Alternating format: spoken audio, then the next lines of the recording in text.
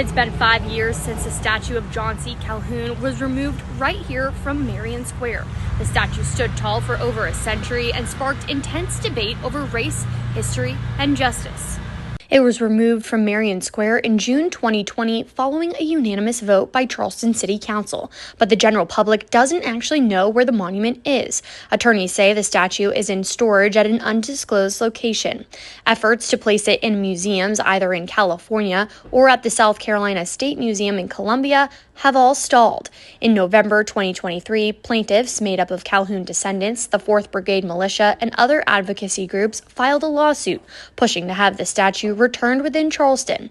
Then, in early 2024, a different suit filed by private groups aiming to force its reinstallation was dismissed. City Council met in April of this year discussing the legal settlement in executive session, but took no public action on relocating the statue. Historians say taking down monuments, unfortunately, doesn't change the past. Calhoun was a giant in his time. He was vice president of the United States.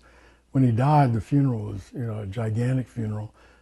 They put the statue together. It took 50 years to get it built. He certainly was one of the great symbols of the pro-slavery argument, and I can understand why people were upset about that. When you erase and cancel things like that, it just means that people walking by don't know the history of the town. Well, I think a lot of people thought it was a long time coming. However, what I'll say 5 years later, a lot of the ideals that John C. Calhoun stood for, they have not only persisted, but they've actually increased in power since the statue is top down.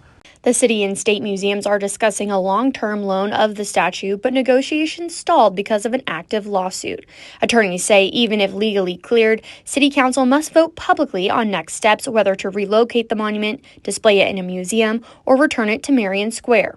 While the general public still doesn't know where Calhoun is, supporters of the statue's removal, historians, and descendants all agree future placement should include educational context.